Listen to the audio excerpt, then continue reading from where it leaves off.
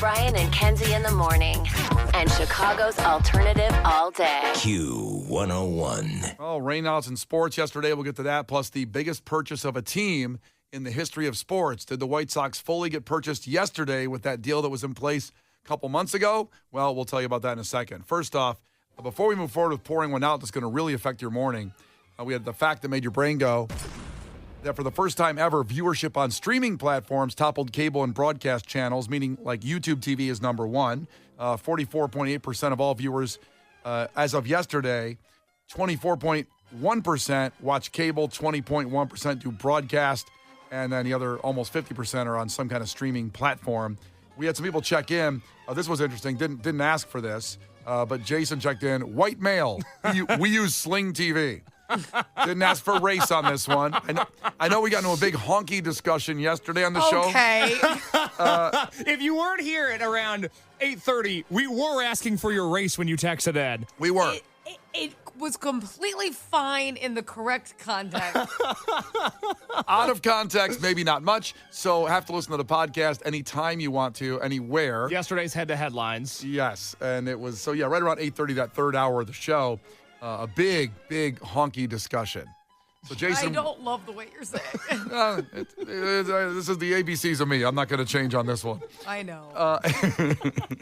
But Jason, thank you for abiding to that. Now, before we move forward and get to sports, we have Radiohead on the way as well. We have to pour one out. This affects a lot of people's mornings. Very sad. How do I say goodbye?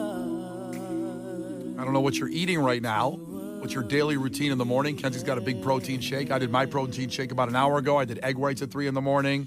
Case, did you eat anything yet today? I did. I had a Jimmy Dean sausage pancake sandwich and a Celsius. Ooh, well, that's a morning. I feel awesome. Are you on vacation? I'm just, hey, it's the ABCs of me. I'm not changing for anybody. You guys. I am so excited. Brian knows what I'm having right now because I just gushed about it for 5 minutes. I've started using this protein shake as my creamer in the coffee that I make, and I'm amped about it. I'm going to be so in shape. I'm so excited. As we needed Kenzie more amped up. Yeah. Now she has a protein shake coffee mixture that sounds like you give to soldiers in the way to battle. I feel good, baby. I feel great. Well, whatever you do, I know a lot of people checking in. We have people checking in. I'm drinking about a big can of Monster here while stuck on the Ike. That could be someone's morning too. Many people eat Cheerios for breakfast. Well, suddenly yesterday, Cheerios discontinued 3 flavors, and these are the flavors that are going to be gone going forward. This is very, very disrupting to a lot of people. The Honey Nut Cheerios Medley Oat Crunch, gone. Bye. I love the honey nut. This one might affect more even. Chocolate peanut butter Cheerios. Son of a bitch. What are they doing? Gone. Why would you do that? I don't know how there were poor sales on that one. It's like they have a knockoff for all of them. That's like the knockoff of the Reese's cereal. It's gone. I have no explanation here. We'll get somebody on the phone from Cheerios. Honey Nut Cheerios Minis also are going to be gone. I don't know what that is. Are they smaller holes? Yeah, imagine. Yeah. Oh, God, say something else. Change it immediately. The holes are smaller, Brian. Okay. You just said smaller Cheerio. Smaller holes are good, right? I'm not participating. I'm also going to leave you hanging on that. Oh, you guys are fun. All right. I told you no the first time. Cheerios discontinued unexpectedly these flavors, and they're gone. Now, what shocked me is they have way more flavors than I imagined. I thought they just had Cheerios and Honey Nut Cheerios. What, are you living under a rock? Apparently, that's what I thought they had. So I went to the website. Yeah. They not only have 3, 6, 9, 12 on the first page, there's 3 pages of Cheerios. Oh, yeah. There's a cookies and cream protein Cheerios? Every cereal that exists, there's a Cheerios flavoring of it because they have like an apple-y cinnamon one, which is very similar to an Apple Jacks. And that's probably my favorite because it has the crunchy oats in there, which are cinnamon-y. They're very good. Now, is that the Cheerios Veggie Blends Apple Strawberry you're speaking of? Okay, they could have discontinued that, though. And That's some still there. chocolate and peanut butter. How about Frosted Lemon Cheerios? Those are incredible. Really? Oh, my God. And they're seasonal. You got to That act sounds now. like a lemon bar. Yeah, it's Kenzie. It's Fudge. It's heaven. It's heaven. Go to the store. I'll let you go. Go to the store right now. Thank God. I'm out of here. See you in an hour. There are the Very Berry Cheerios, which sounds like what Kenzie's talking about. The Captain Crunch berries. Apple maybe? Jacks. I'm talking about Apple Jacks. So when you see a cinnamony apple one, do you think he listens to anything I say? Or No, I just thought maybe it was, Brian, do you think the apple cinnamon Cheerios would be the ones most like Apple Jacks? Because those are on there. I see them on the list. I don't like apples, so I blocked that out. Okay, Yeah. all right. You just block out the haters. I got you. No, there's I was like, they're similar to Apple Jacks. Are you talking about this very berry? No, I'm talking about the apple ones. there's pumpkin spice Cheerios I didn't know about. If you're a pumpkin spice person, and those are not seasonal. Those are. Case is laughing so hard. I'm sorry. He's still laughing. Hey, you summed it up very nicely. I'm like, okay. There's frosted Cheerios. Those are great. Ooh, those are similar to Frosted Flakes. I like the frosted ones a lot. Got it. Let's see. Now, the chocolate peanut butter Cheerios are the ones that are going away. That's terrible. How can no one like that? I don't know, but they've got chocolate Cheerios still, and those are awesome. Thank God. Those are good. They turn the milk very similar to the Cocoa Krispies. Okay, right. Similar to that.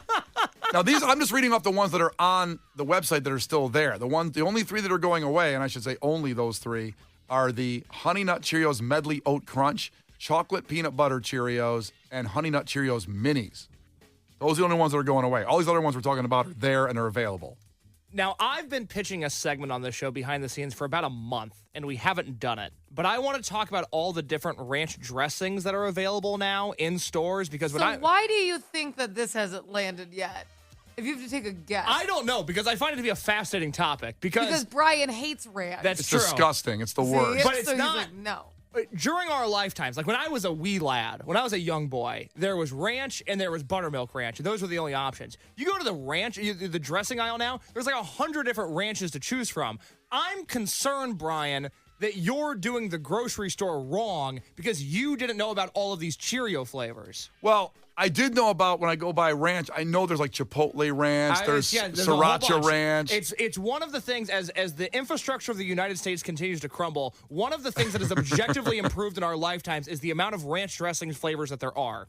So what are you saying? What's your argument here? What's your point? Roads have gotten worse. Ranch has gotten better. I'm concerned that you don't seem to be aware of the ranch growth, the cereal growth. I'm wondering if you're going to the grocery store in a blindfold, basically. Are you saying this is my fault? These three are going away, possibly? I'm saying you're not helping because I have hit up most of these Cheerio flavors. I love cereal as a little snack. I love fun cereal flavors. I love limited edition cereal flavors. I had the icy cereal 2 years ago when that was in stores. That kicked ass. I'm doing my part.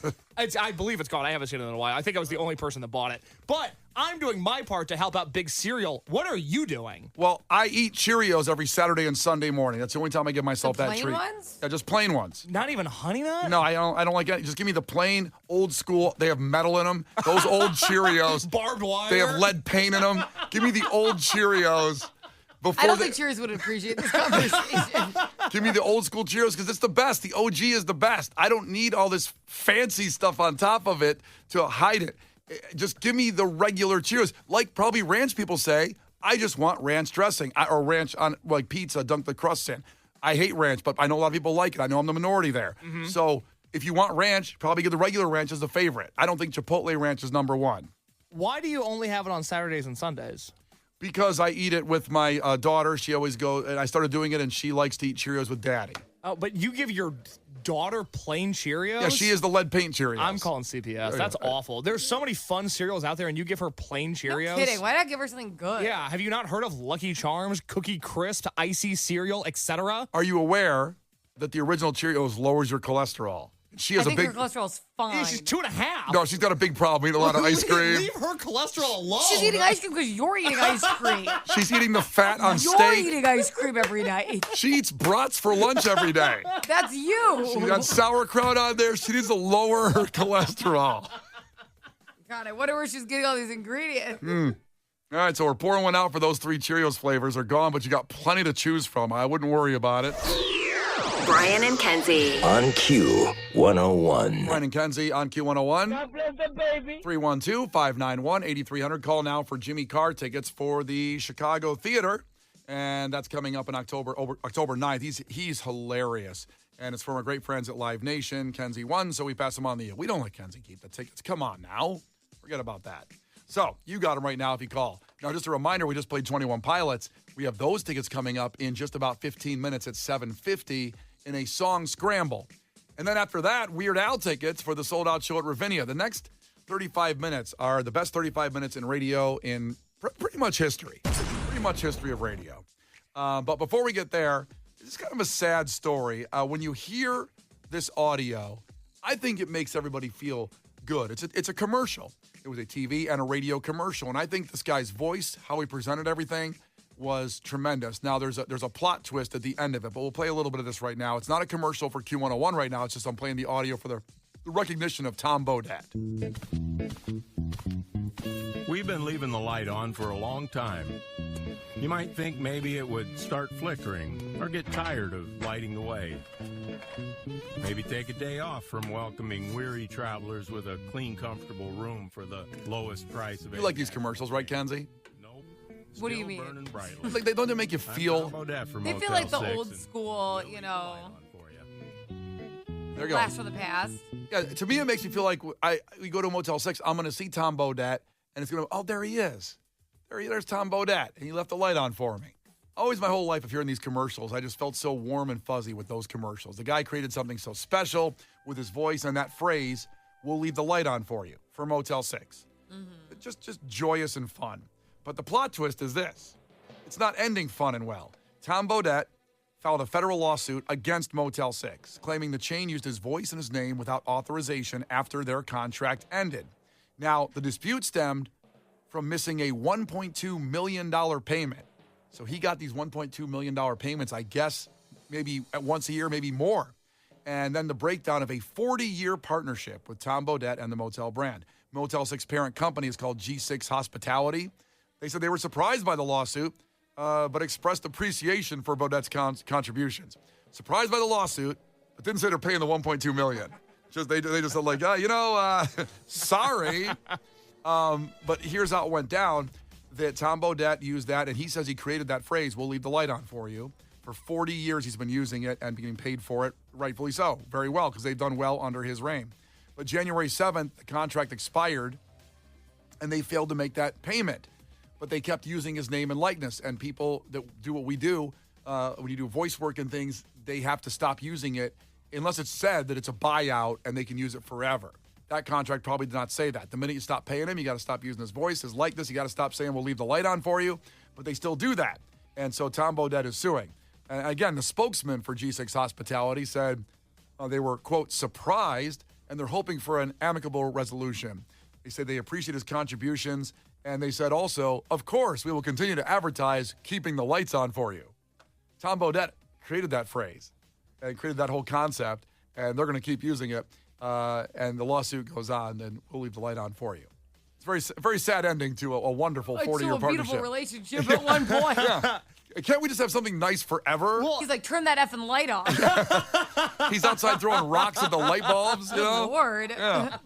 It just bummed me out when I saw this. I was all good and feeling good about Motel 6. Now I'm bummed out. Well, it's so sad because if you're Tom Bodett, you're forever the Motel 6 guy. There's no rebrand that you can do. You're always going to be that guy. If you're Motel 6, what are you going to do? Mr. Beast isn't going to do your commercial now. You had a good thing going with Tom Bodett. Everybody just get along. I got to believe the $1 million payment to him was worth it. They made it back in spades with that whole campaign and excitement. I feel like they're underpaying him if it's only $1 million. Well, it may be more than once a year. I'm not sure. But if you made $1 million a year and, what's the deal? Why can't we just keep paying for that? Keep paying Tom Bodett. To Case's point, you're not going to go, we're here at Portillo's and we're going to leave the light on for you. You're not going to hear that. He's branded the Motel 6 guy. And they've done well under him, as far as I can tell. I don't know what their profits were last year. Maybe they're suffering. I don't know. And again, on the flip side of it, what are you going to do? Have the Paul brothers do Motel 6 commercials? It's not happening. You had Tom Bodett. Yeah, what's their energy drink? Prime. Prime. Yo, when I'm drinking Prime, man, I go over to Motel 6 and crash out. But once the crash ends, I get back on Prime and I'm back ready to fight Mike Tyson. That's not happening. I don't know. That's not their next ad campaign. Maybe it is. I don't think so. I do not think so. I think Tom Bodett was the only solution Motel 6 had. I'm trying to look up Motel 6's profits in 2024. I feel like I haven't seen one in a while. A Motel 6? Maybe they stopped leaving the light on, though. I feel like I see more Super 8s than I do Motel 6, but there's a Motel 6 in Chicago on Halstead. There's one in Schiller Park. There's one in Rolling Meadows. Hey, there's Motel 6s all around. Bridgeview, Prospect Heights, Glenview, Alsip. Oh, man, what goes down at that Motel 6? I tell you. Now, I just found a little bit of information. Motel 6, through its parent company, G6 Hospitality, the people that bought it, so this is a recent purchase, estimated $1.7 billion in gross room revenue annually. Oh, my God. So Doing pretty good, huh? they can't break off a mill for Tom Bodett? Just give Tom a piece. God, he's just trying to wet his beak. God. Tom Bodett? A little walking around money. Hello? The Brian and Kenzie Show. On Q 101. The Brian and Kenzie Show. On Q 101. Brian and Kenzie on Q101. Time for things going on locally. And boy, Tiffany Henyard ousted as Dalton mayor and the supervisor of the county. But she's not going away. She ain't going away without a fight. And she has announced that she has a book coming out, a Tiffany Henyard tell-all book. It's going to be called Standing on Business. Tiffany Henyard's latest promise to tell all comes in the form of an autobiography she's now peddling online. Kenzie, would you like to read? This book cost $99. What? Yep. $99 How many for the book. pages is it? That's a good question. I don't know if I have the actual page count. It doesn't look very big looking It's at the not a photo thick of it. It's not like an encyclopedia. And no one's confusing this for the Sorcerer's Stone, if you know what I'm saying. Okay, or the Philosopher's Stone if you're a real nerd. Or Moby Dick, I was going to say. Oh, that one too. Big book. Big book. Famously. So she's taking orders on Facebook, some pre-orders for the book that promises, quote, the real story is coming. The real story. The link directs you to those interested in purchasing the book to a do-it-yourself sales website as opposed to an actual publisher. I'm not sure what that means. That you're not going to get a book after you send her $100 is what I'd imagine it means. It's already sounding shady. Let me see if I can get the link Why? on that.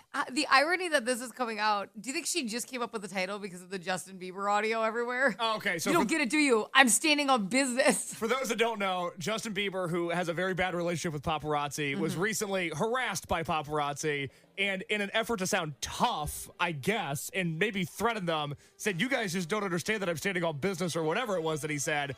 I believe it's a coincidence that Henyard has named her book after the Justin Bieber viral soundbite. It's crazy. It is. Maybe Justin Bieber stole it from her. Maybe. That phrase. Also, so early 2000s to watch a celebrity crash out in front of paparazzi. I'm like, what year is that? We haven't had this in forever. I didn't know people still followed people, to be honest, with like big cameras and big lenses to get pictures. Is that They really do. You can still get paid. These people get and they know how much money they'll get for a person. So I can't believe someone's paying for pictures anymore. Just go on Instagram. They're all there. I don't get it. So anyway, her book says... someone had to take them, Brian. I know they're on Instagram. Yeah, but you most of the celebrities take it themselves. Get the selfie up there. I see you. Cool, I got it. Here's you eating your spaghetti. So Henyard told WGN her book, quote, unapologetically sheds light on her real-life political warfare, betrayal, and the unwavering ambition to rise above all. She claimed the book would be a first in a 3-part series. Wow. You're going to spend $300 on this series. It's like Star Wars. You got that laying around, right? You know Oh, what's yeah. so I got to know what happens. So I'm looking at the Cher only needed 2 parts, but Tiffany Henyard needs 3.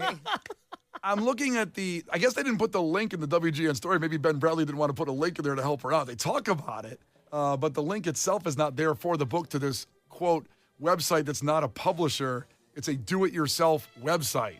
That's for the best. Is it? Okay, so it's tiffanyhenyard.bigcartel.com. No, it's not. It is. What? Well, Big Cartel is what it is. It's a DIY web store. A lot of bands sell T-shirts through Big Cartel links, but this is tiffanyhenyard.bigcartel.com. Does it show sales or anything? It doesn't, but again, you can add to cart. It says it's on sale, by the way, for $99.99. What a deal. Case, buy it. You have to buy this book. I don't think I'm allowed to expense it. That's the problem. Oh my gosh, we have to be able to expense this. It's investigative reporting. It is. Brian, would you like me to read the description on the website, or do you want to do that? You go ahead. You got it open there. I still can't find it. I'm looking on my computer. I cannot find the link. I'm trying to. Cartel may be blocked on our work computers. In fairness, if you got it up, you got to go for it. Okay, it says pre-order your book today. From mommy moves to making history, she's not just showing up, she's standing on business. They said, this is in quotations, they said there were two sides, but there's always a third, the truth. Bold, unapologetic, transformational. Tiffany redefines what it means to lead with a purpose, and she's not backing down. Wow. I really do you're want to not. read. What do you mean not backing down? You don't have the job anymore. I mean, the FBI still is after her, but yeah. I think Backing down, you can't do it anymore. Yeah, Maddie said, can you ask Ben Bradley to buy the book? I should He text has him. got to be allowed to expense it, right? Can we would borrow think so. Ben's? I would think so. I even checked in and said $99 to tell you she didn't do anything wrong and all she wanted was to feed the people. Now, Brian, at the start of 2025, you made a big proclamation that every Friday night you were going to read a book. Now, not to put you on blast, but that has not happened, correct? Even kind of. There's been a lot of, there's a storyline there that I can't get into on why I'm not reading on Friday nights. Don't you dare use the last 3 weeks as an excuse to why you haven't read since January. You don't know my struggles overall. No. And I know exactly what you're trying to do. You will have an announcement in a few weeks, but don't you dare. how right now. How dare you be insensitive to my mental health and not No. being able to read on Friday nights? Hayes can attest to how manipulative that is. What Brian just did was easily the most problematic thing he's ever done. That was I wanna insane. punch That was you in the insane face right behavior. now. But we can't. Wait, let's not. We'll get to that. Brian has a big I announcement. thought I was in a place, a safe place. No, you're not. That was gaslight gatekeep girl boss. That was insane. That what you was just so gaslighty of you. How dare you? But How dare you? How not, dare not you? support me But- in my struggles. how about you buy this book and read it on Friday night? So, relating to what Kenzie's talking about and maybe an announcement in a few days, I don't have a spare $99 right now. I don't have a spare $99. So Divorces are expensive. it's not a divorce. Very happy. Everything's fine. Everything's fine. Everything's fine. It's all good. Everything's fine. Says the guy who's definitely not getting divorced. It's all good. Everything's fine. Now, if we can get a GoFundMe going for that $99, I will read it on the air if people want to help and the listeners want to help out. We're just going to all sit back and read this on the air. Oh my God, that's fantastic. 847 checked in. And Brian, you were talking about this in the song. The cover of the book is epic. For those that haven't seen the cover, Brian, would you describe what it looks like when Tiffany Henyard stands on business? So it's her sitting in a beautiful, very expensive-looking white suit with white heels on a white throne that is about 18 feet tall, the throne. I don't know where she got that throne, but I want one in here. And I call those baby shower chairs. You know how people get those big chairs for baby showers? Yeah. Yeah, what is that? What's the restaurant that a lot of people like to take pictures at for Instagram? Hampton Social. They have that whole background where you get the setup for you to take an Instagram picture. They have the rose all day sign. Is that what you're talking about? Correct. Yes. That's kind of what it looks like. She's gonna get Does she have a neon light that says standing on business? Well, we all listen. If you're new to the show, we followed this whole drama of Tiffany Henyard, the mayor of Dalton, for the last couple of years. And along with Ben Bradley from WGN TV, we were pretty much in it together weekly of the updates. And now she's not mayor anymore. But if you don't remember what really took us to get attention to this story, it's when Ben Bradley was interviewing her about possible corruption and using city funds where she was making over $300,000 a year as mayor and supervisor when the average salary in Dalton was $29,000 a year, and wondering where that money went to possibly trips in Vegas. Some of those charges are for you, though. No, sir. You didn't go to Las Vegas?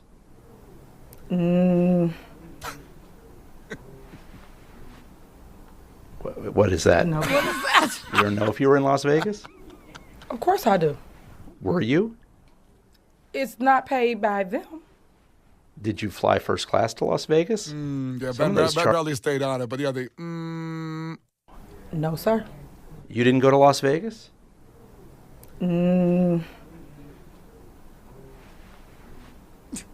What is that?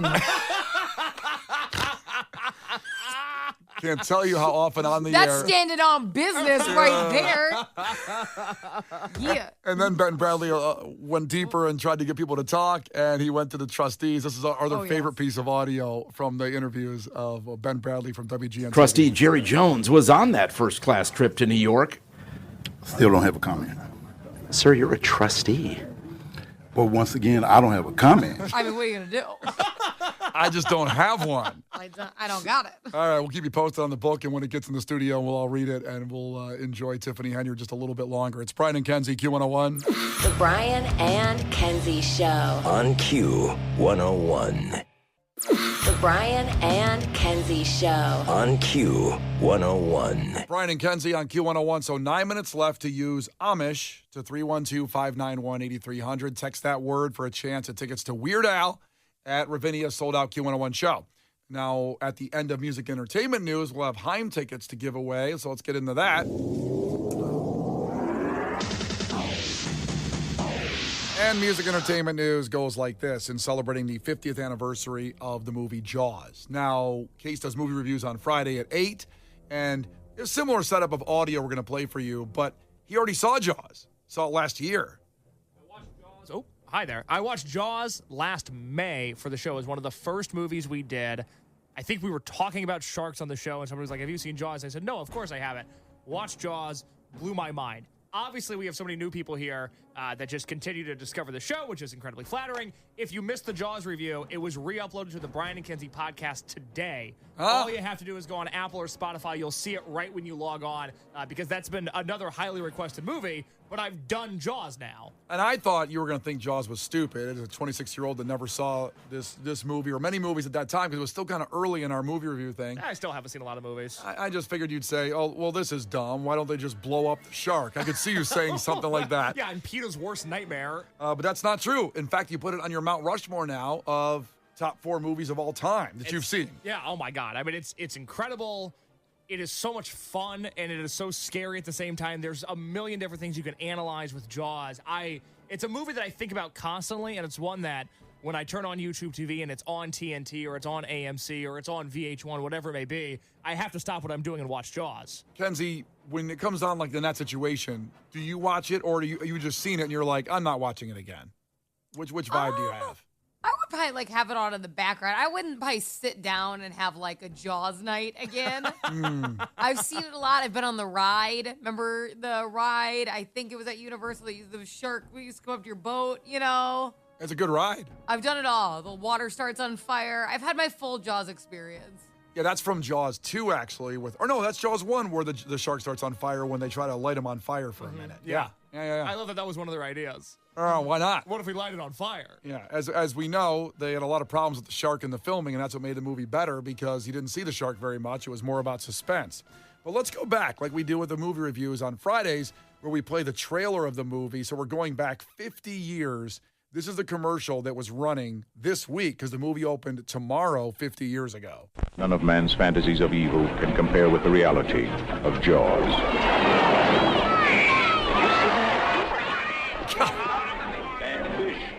But I'll catch him and kill him. Did you hear your father? Out of the water now! This shark, swallow you whole.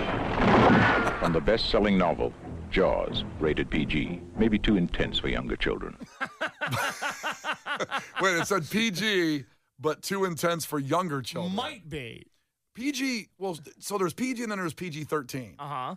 Was PG back then, like under 13 could still go, I guess? Yeah, it was still so same things. It's just that they were a lot looser. Like it's very interesting what they decided was like, that's fine for kids. He'll be all right. He won't have nightmares or anything. Well, Need you know therapy what? later. They were like, safety video. Listen to your damn dad. How many times did I ask you to get out of the water? Maybe you should think about that. The way this guy says it is scary. Jaws, rated PG. Maybe too intense for younger children. Maybe too intense. Maybe not. Maybe they need to listen. Maybe your kid's a serial killer and on I deck. could just see me yelling at my kids like that. Like, how many times did this shark? Listen to me one time. Your father told you to get out of the water. Good Lord. But Kenzie, you have an 11-year-old. Would you let him watch Jaws now? I would let him watch Jaws. Really? Oh my God, I think I'd So terrify him. I let him watch PG-13 if it's for like action and violence, not if it's for like like, listen, say like Superbad's are, but you know what I mean? Like comedies that are PG-13, it's usually about like drinking, drugs, hookups. So I don't let him do that. But he can watch Jurassic Park or Top Gun or like that kind of stuff. Does that make sense? It does. Yeah. Is Superbad PG? No, it's R. Oh, okay. It's the opposite. But I'm trying to think. There's some comedy is like what we let him watch a comedy, and I was mad at my husband. I go, I knew it wasn't a good idea. It's PG-13 because it's funny, and like then it's like it's all getting high. It's just like it's too. I'm like I don't like that because he's gonna be in that environment. Derek gave a good line from the movie. Smile, you son of a bitch. Jonas, son of a bitch. A lot of great memories of this movie. And we just played the Jaws theme. Here was Steven Spielberg talking about the Jaws theme. And I guess he didn't really think it was anything that special. It was going to be anything that was memorable at all. But God, it's one of the most. I had always wanted to be in business with John Williams all my life. And when he said yes to Sugarland, we became friends. And obviously I wanted him to do every picture I ever made. And Jaws came second. When he finally played the music for me on the piano, he previewed the main Jaws theme. I expected to hear something kind of weird and melodic, you know, and tonal but eerie and of another world, almost a bit like outer space, inside, you know, inner space, under the water. And what he played me instead with two fingers on the lower keys was dun, dun, dun, dun, dun, dun, dun, dun. And at first I began to laugh. I thought he had a great sense of humor. He was putting me on. And he said, no, that's the theme to Jaws. And I said, play it again. He played it again, and he played it again, and it suddenly seemed right. And John found a signature for the entire movie. You think the composer, John Williams, was just busy that morning? And then oh, crap, Spielberg's here in like a minute. What am I going to do? Okay, here it is. Da-da. Da-da. Genius, right? Isn't this genius? It just reminds me of the SNL skit with the basketball theme song where they start laughing. Like, Oh, like yeah. wait a minute. Basketball. And it made me think. Wow, funny story. It tied into a movie you saw a few weeks ago, Swingers, that they had to ask Spielberg to use the Jaws theme. There's the scene where he's trying to get the girl's phone number at the party, and they use the Jaws theme when he's going toward her. And they had to call him and ask him to use the theme. And I guess Spielberg just said there was a little bit of a fight, had to go all the way to Spielberg. He said, yeah, they can use the theme. Then he saw Swingers, loved Vince Vaughn, and he put him in Jurassic Park 2 based on that. Wow. That's how Vince Vaughn got in Jurassic Park 2. That's fantastic. Yeah. You know, it's funny, Derek on the text line said, you know, smile, you son of a bitch, and you played the Jonas drop, because this show, I think, has taken the character of Jonas from Twister under our wings and sort of made him our own. One of the other characters that we love more than most in cinema is the mayor from Jaws. The most evil man to ever live. He's out of his mind. We quote him all the time. When we do the movie reviews on Friday, we hit a little soundbite beforehand that starts with the mayor from Jaws. Everybody from that movie always quotes, we're going to need a bigger boat, or you're going to need a bigger boat. But to me, all of the memorable soundbites from Jaws come from that mayor in his demonic way of running that town. Certainly up there with He's Darth standing Vader. on business. He's first of standing all. on business. Oh, wow. Good one. Good callback on Tiffany First of all. Henyard. Really, he's in that world of Tiffany Henyard. I mean, this is a guy that knows a shark ate people on his beach. Yes. Knows His that beach. happened. His beach. His beach. He's the mayor. And has an argument with Brody and, why can't I think of the character's name of Hooper, who was Richard Dreyfuss, about why they're trying to warn people about you can't go in the beach because there's a shark eating people. He's worried about July 4th weekend and the money they're going to make. And here's the clip where I can't tell you how many times we repeat this line off the air from the mayor of Jaws talking to that. I had always wanted to be in business with John. Oh, that's the wrong one. That's Steven Spielberg still Spielberg. talking. Sorry. Sorry, it's Spielberg. Let's hear that mayor. You know, this player just doesn't seem to work. I gotta hit it on the side like an old TV to make it work.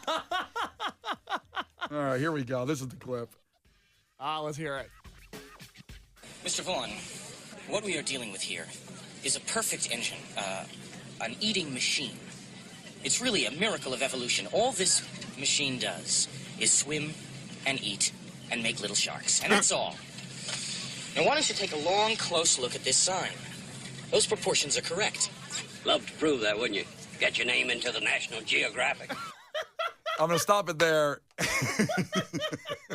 I mean, is he wrong? He's like, okay. But the dismissive, demeaning way he says, Hey, I like to prove that. Get your picture in the National Geographic. Now, if it was today's version, it'd be like, you'd like to prove that, go viral on TikTok, wouldn't you? Go there and get you a little your Trying face. to ruin all these people's holidays. My city. Yeah. Everyone's gonna have fun on the 4th of July. Unbelievable. After he's showing him a video of the picture on the billboard, yeah. that someone had drew this big shark eating somebody. I want us to take a long, close look at this sign. Those proportions are correct. Love to prove that, wouldn't you? Get your name into the National Geographic. Larry, if we make an effort today, we might be able to save August. August?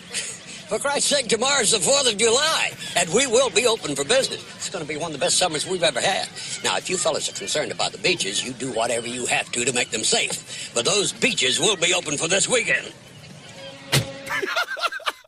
I can't believe you didn't call him a communist. When the era of this movie and the fact that he's like, you want to ruin the 4th, I can't believe it was like, listen, you commie. I can't believe it.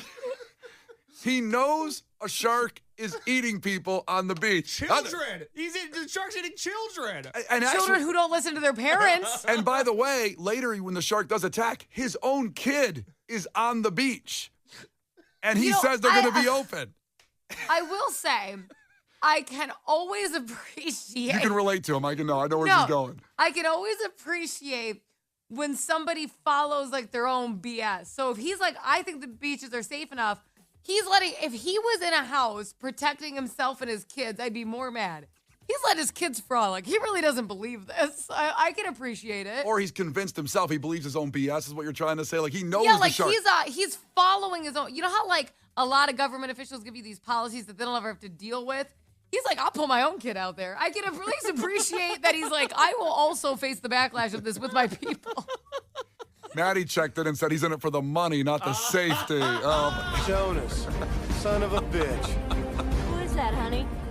Jonas Miller, he's a night crawler. We all start out in the same lab, and Jonas went out and got himself some corporate sponsors. He's in it for the money, not the science. Brian and Kenzie in the morning. And Chicago's alternative all day. Q101.